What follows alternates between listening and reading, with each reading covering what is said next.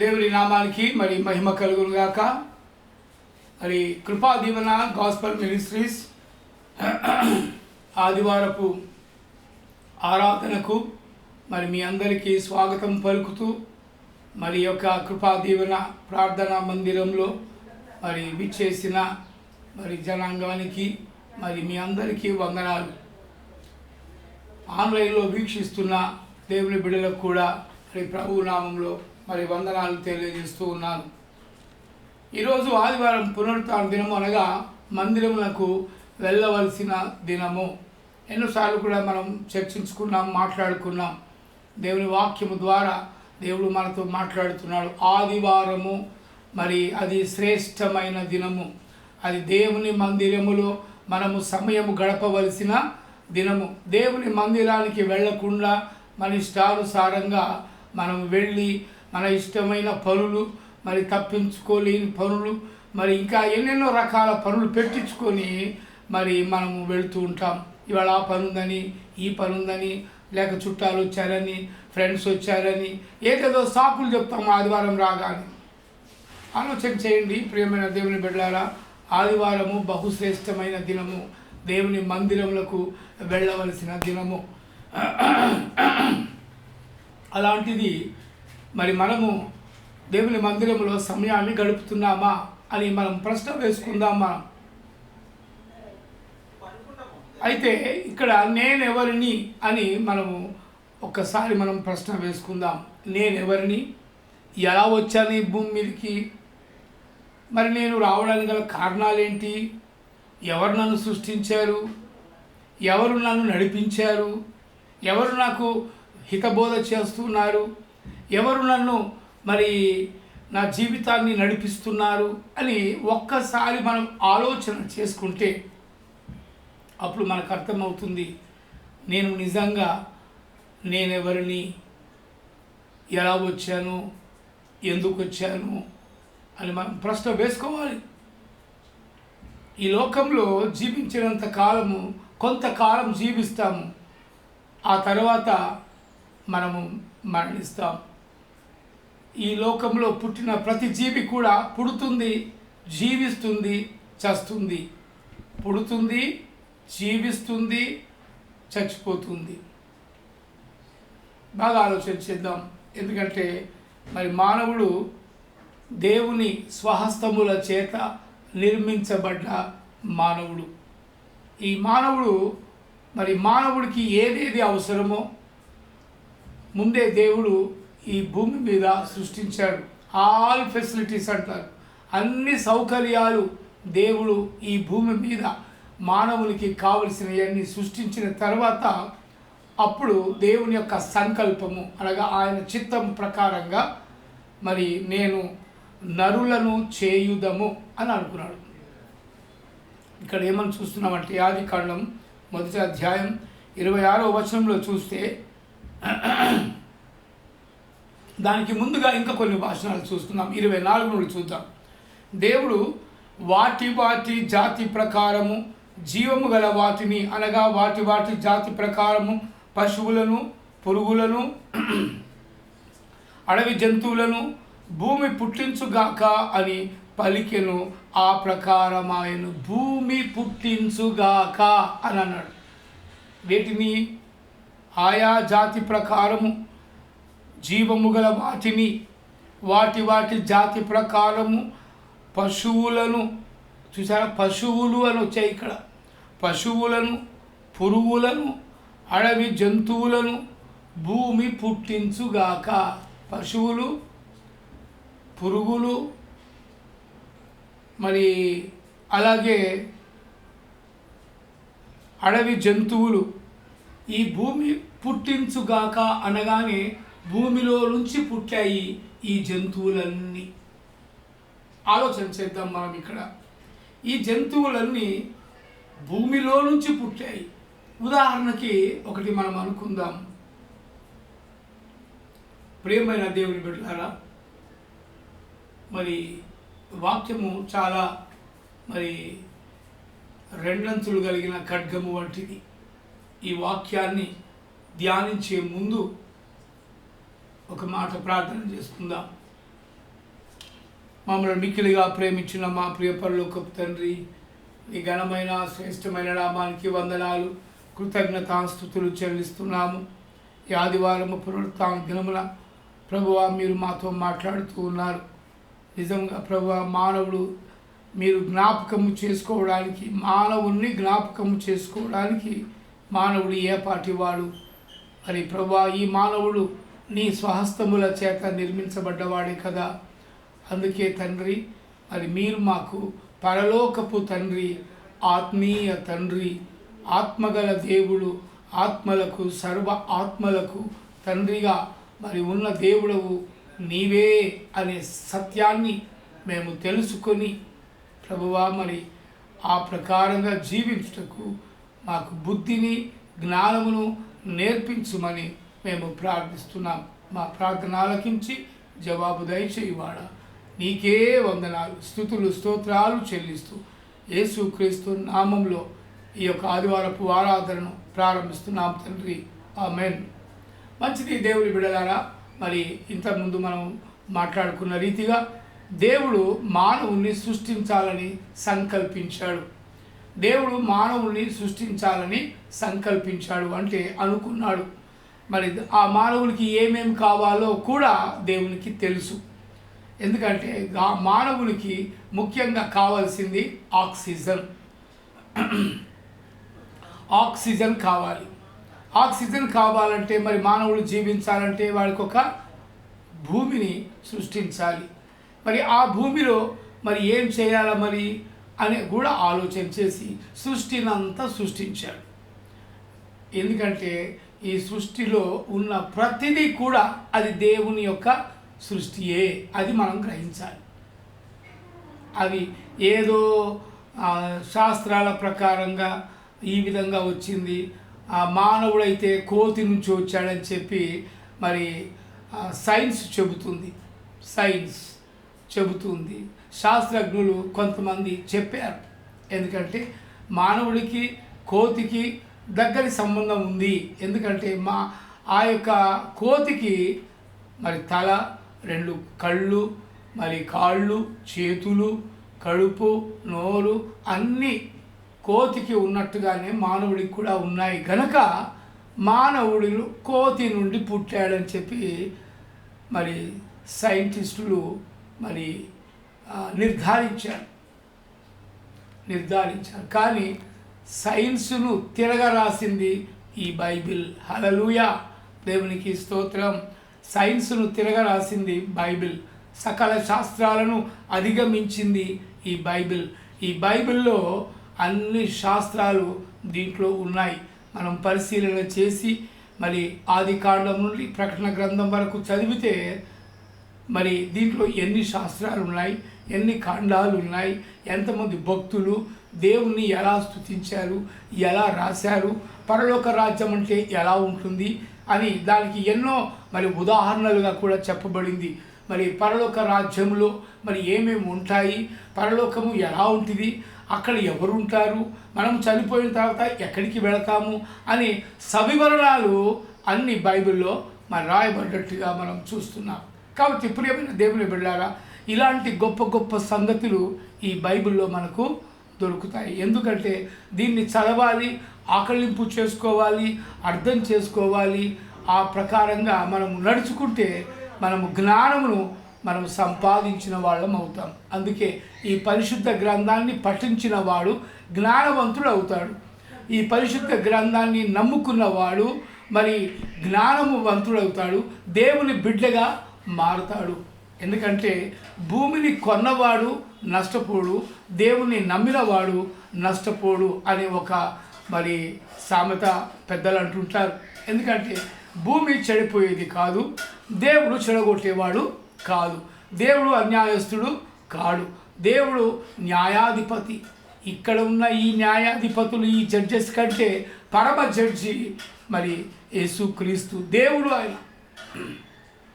అయితే నా ప్రియమైన దేవుని బిడ్డలారా, ఆది కాండము 1వ అధ్యాయం 26, 27 వచనాల్లో మనం చూసుకున్నట్లయితే ఇక్కడ ఏమంటున్నట్టే, దానికి ముందుగా మనం చెప్పుకున్నాం కదా, మరి వాటి వాటి జాతి ప్రకారము పశువులను, పురుగులను, అడవి జంతువులను భూమి పుట్టించుగాక అని పలికెను. ఆ ప్రకారం ఆయన పలికెను పలికెను పలికెను. భూమి అవునుగాక అనగానే భూమి అయిపోయింది. సూర్యుడు అవునుగాక అనగానే సూర్యుడు వచ్చేసాడు. చంద్రుడు అవునుగాక అనగానే చంద్రుడు వచ్చేసాడు. నక్షత్రాలు అవునుగాక అనగానే నక్షత్రాలు వచ్చాయి. 9 గ్రహాలు అవునుగాక అనగానే 9 గ్రహాలు వచ్చేసాయి. ఎందుకంటే నవగ్రహాలు ఉన్నాయి మన అంతరిక్షంలో. మరి ఈ భూమినే ఎందుకు మరి దేవుడు ఎన్నుకున్నాడు అని అంటే, ఈ భూమిని మానవునికి ఒక గిఫ్ట్గా ఇచ్చాడు. హల్లెలూయా. మానవునికి ఎలా ఇచ్చాడు? దేవుడు ఒక గిఫ్ట్గా ఇచ్చాడు. గిఫ్ట్గా ఇచ్చిన ఈ భూమిని మానవుడు ఇప్పుడు ఏం చేస్తుండంటే, దీన్ని ఒక భూగోళము అగ్నిగుండంగా మారుస్తున్నాడు. కారణం యుద్ధాలు చేయటం ద్వారా, బాంబులు వేసుకోవడం ద్వారా మనుషులను మరి చంపే స్థితికి మరి మానవుడే వచ్చేసాడు. మానవుడిని చంపుతూ ఉన్నాడు. అలాంటి దుర్మార్గపు స్థితిలోకి మరి మానవుడు వచ్చాడు. కానీ దేవుడు నిన్ను ఆ విధంగా సృష్టించలేదు. ఎందుకంటే నీ కొరకు దేవుడు భూమిని ఒక గిఫ్ట్గా ఇచ్చాడన్న సత్యాన్ని నువ్వు గ్రహిస్తున్నావా? అయితే ఇక్కడ ఏమంటుండంటే, దేవుడు ఆయా జాతుల ప్రకారము అడవి జంతువులను, ఆయా జాతుల ప్రకారము పశువులను, ఆయా జాతుల ప్రకారము నేలను ప్రాకు ప్రతి పురుగును చేసెను. ఇవన్నీ భూమిలో నుండి పుట్టినవే. ఇవన్నీ దేవుడి నోటి మాట చేత కలిగినవే. కలిగి ఉన్నది ఏదియు ఆయన లేకుండా కలగలేదు. కలిగి ఉన్న ప్రతిదీ ఆయన ద్వారానే కలిగెను అన్న నగ్న సత్యాన్ని మనం గ్రహించాలి. అంతేకాని సైన్స్ అలా చెప్పింది, సైన్స్ ఇలా చెప్పింది అది కాదు.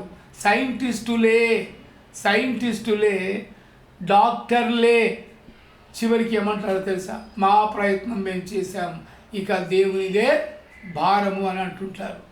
ఇవన్నీ మనం వింటుంటాం ఆసుపత్రులలో. మరి రోగుల దగ్గర మరి ఆపరేషన్లు చేసినప్పుడు మరి డాక్టర్లు చెప్పే మాట, మా ప్రయత్నం మేము చేసాము, ఇంకా మిగతాదంతా దేవుడే చూసుకుంటాడు. ఎందుకు? దేవుని ద్వారా మనం కలిగిన వాళ్ళం, దేవుని ద్వారా మనం జన్మించిన వాళ్ళం. మరి ఆదాము సంతతిలో నుంచి మనం అందరము వచ్చాము. ఆదాము సంతతి అనేది జ్ఞాపకం చేసుకోవాలి ప్రియమైన దేవుని బిడ్డలారా. ఆయన ఈ భూమి మీద మొట్టమొదట నిర్మించబడ్డ మానవుడు. జ్ఞాపకం చేసుకోండి. హల్లెలూయా. నిర్మించబడ్డ మానవుడు. అలాంటి మానవుడు మరి ఆయనకు ఒక సాటి అయిన సహాయం ఉండవాలని చెప్పి ఆనాడే దేవుడు మరి ఆదాముకు గాఢ నిద్రను కలుగజేశాడు. ఈ గాఢ నిద్ర ఎందుకు కలుగజేశాడని మరి చాలామంది సైంటిస్టులు మరి ఆలోచన చేశారు. చేసి పరిశీలన చేస్తే వాళ్ళకు అప్పుడు అర్థమైంది. ఎందుకంటే ఒక ఆపరేషన్ చేసేటప్పుడు డాక్టర్ ఏం చేస్తాడండి? మత్తు ఇంజెక్షన్ ఇస్తాడు. ఆ ఇంజెక్షను ఎంత కొలతలో ఇవ్వాలి, ఆ పేషెంట్ ఎలా ఉన్నాడు, పేషెంట్ పరిస్థితి ఏంటి అని గమనించి ఆ మత్తు మందు ఇస్తారు. దాన్ని అనస్థీషియా అంటారు. మరి వైద్య పరిజ్ఞాన భాషలో అనస్థీషియా అంటారు. ఈ అనస్థీషియా అనే ఇంజెక్షన్ ఇవ్వడం ద్వారా మనిషి కొంచెం కోమాలోకి వెళ్ళిపోతాడు. ఎక్కడైతే ఆపరేషన్ చేయాలనుకున్నాడో అక్కడ మరి ఆ యొక్క ఇంజెక్షన్ ఇస్తారు. మరి అలాగే మరి దేవుడు కూడా ఆనాడు మరి ఆయన జ్ఞానవంతుడు కనుక మానవునికి అంటే ఆది మానవుడైన ఆదాముకు గాఢ నిద్రను కలుగజేసెను అని బైబిల్లో మనం చూస్తున్నాం. గాఢ నిద్ర అనగా మత్తు మందుని కనిపెట్టడానికి ఆధారమైన వాక్యం ఇది. అనస్థీషియా మందు ఉంది కదండి, ఆ అనస్థీషియా మందును కనిపెట్టడానికి మూలాధారం బైబిల్ అన్నది నగ్న సత్యం. ఎందుకంటే అది మనం గ్రహించాలి. అందుకే మరి మానవుడు మరి డాక్టరు మరి ఆపరేషన్ చేస్తున్నాడంటే బైబిల్ పరిజ్ఞానాన్ని తెలుసుకొని మరి ఆ యొక్క మందును కనిపెట్టాడు అనస్థీషియాను. అనస్థీషియా ద్వారా మానవునికి మరి నొప్పి లేకుండా ఆపరేషన్లు చేస్తున్నారు. దాంట్లో సక్సెస్ అయ్యారు డాక్టర్లు. హల్లెలూయా, దేవునికి స్తోత్రం. అందుకే మరి దేవుడు మానవుని ఎలా చేశాడంటే, దేవుడు మన స్వరూపమందు మన పోలిక చొప్పున నరులను చేయుదము. దేవుడు ఇక్కడ ఏమంటున్నాడంటే మన అన్నాడు, నా అని కూడా అనలేదు, మన అన్నాడు. అంటే దేవునితో పాటు ఇంకా ఎంతమంది ఉన్నారు? కోటాను కోట్ల దేవదూతలు ఉన్నారు. అది ఎక్కడ ఉన్నారు? పరలోకంలో ఉన్నారు, పరలోక రాజ్యములో ఉన్నారు.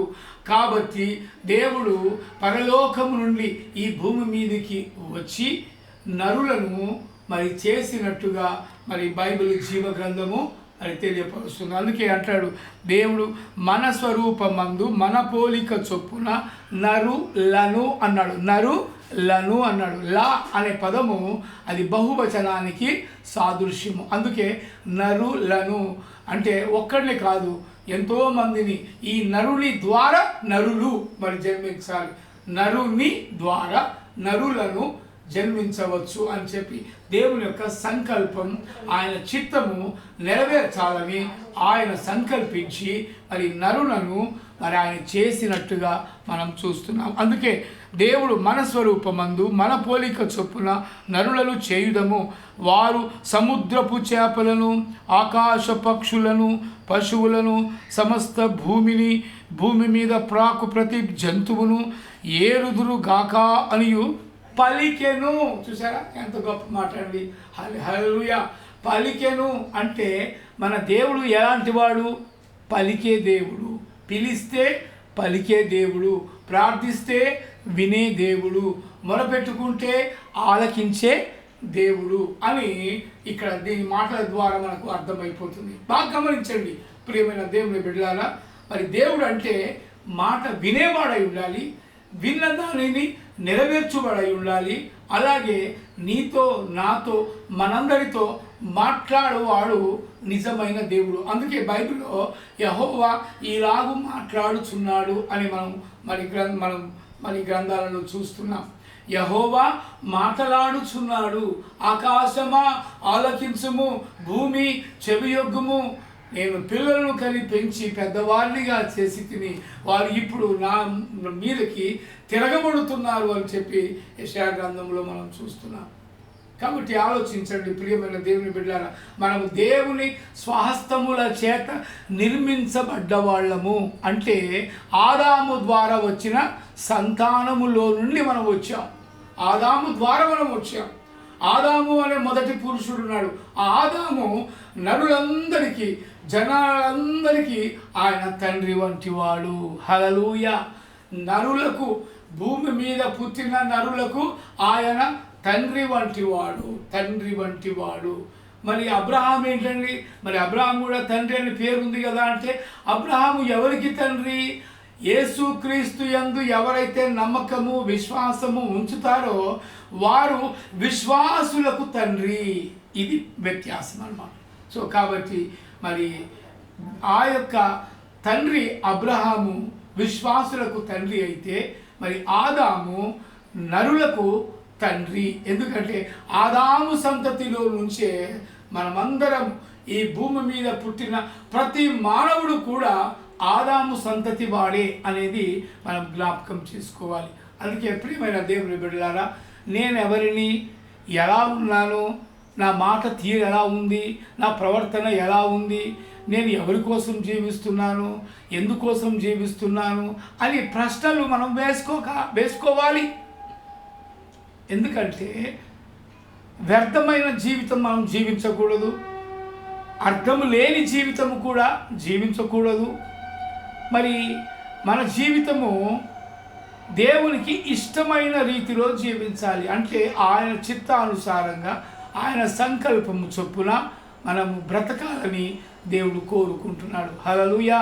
అందుకే ఇక్కడ ఏమంటుండంటే దేవుడు తన స్వరూపమందు నరుని సృజించెను, దేవుని స్వరూపమందు వారిని సృజించెను. దేవుని స్వరూపమందు వారిని సృజించాలంటే మరి దేవుడు ఎలా ఉన్నాడో ఆది మానవుడు కూడా అలాగే ఉన్నాడు. ఆ ఆది మానవులో నుంచి వచ్చిన జనాంగమే ఈ ప్రపంచ జనాంగము. హల్లెలూయా. చనిపోయిన వారు, బ్రతికి ఉన్నవారు, పుట్టినవారు, పుట్టబోయేవారు, ఇలా తరతరాలు గడిచిన ప్రతి వారికి కూడా ఆదాము శారీరక తండ్రి. ఎందుకంటే ఆయనలో నుండి మనం వచ్చాం. అయితే ఎవరైతే యేసు క్రీస్తునందు విశ్వాసముంచి మరి ఆయన రక్తము చేత కడగబడతారో వాళ్ళు అబ్రహాము విశ్వాసులకు తండ్రి అని ఎలాగో మరి మన తండ్రి విశ్వాసము కలిగి యేసు క్రీస్తునందు మరి నిరీక్షణ కలిగి మనం జీవిస్తామో మనకు తండ్రి, విశ్వాసులకు తండ్రి ఎవరు? అబ్రహాము. సో కాబట్టి అబ్రహాముకు ఎంత గొప్ప ఆధిక్యతనిచ్చాడు దేవుడు. అబ్రహాముకు దేవుడు ఎంతో ఎంతో ఎంతో ఎంతో లెక్కలేనంత ఆస్తిని ఆయనకిచ్చినట్టుగా మనం చూస్తున్నాం. కాబట్టి ప్రియమైన దేవుని బిడ్డలారా, మరి ఇక్కడ తన స్వరూపమందు నరుని సృజించను, దేవుని స్వరూపమందు వారిని సృజించను, స్త్రీని గాను పురుషుని గాను వారిని సృష్టించెను. ఎందుకంటే ఆయన నిన్ను నన్ను మరి జన్మించడానికి కారణభూతుడైన వాడు. హల్లెలూయా, దేవునికి స్తోత్రం. కారణభూతుడు అంటే మన జన్మకు కారణము ఆయనే. ఎందుకంటే ఆయన అనుకుంటే మనము దేవుని, మన తల్లిదండ్రులకు మనము బహుమానముగా మరి పుట్టిన వాళ్ళం. కాబట్టి ప్రియమైన దేవుని బిడ్డలారా, నేనెవరిని అని ముందు మనం ప్రశ్నించుకోవాలి. నేను ఎలా వచ్చాను, ఎందుకు వచ్చాను, మరి సత్యం ఏంటి, అసత్యం ఏంటి, న్యాయం ఏంటి, అన్యాయం ఏంటి అనేది గ్రహించాలి. అయితే మరి నాకు ఒక చిన్న ప్రశ్న ఏంటంటే, మానవులందరూ కూడా ఆదాము సంతతిలో నుండే వచ్చిన వాళ్ళం. కాబట్టి మానవులంతా ఒక్కటే అనే నినాదము మరి మనము ప్రకటిస్తున్నాం. అలాగే యేసు ప్రభు కూడా నిన్ను వలె నీ పొరుగు వారిని ప్రేమించుము అని అన్నాడు. మరి ప్రేమిస్తున్నాం కనుకనే మనం అందరినీ చేరదీస్తున్నాం.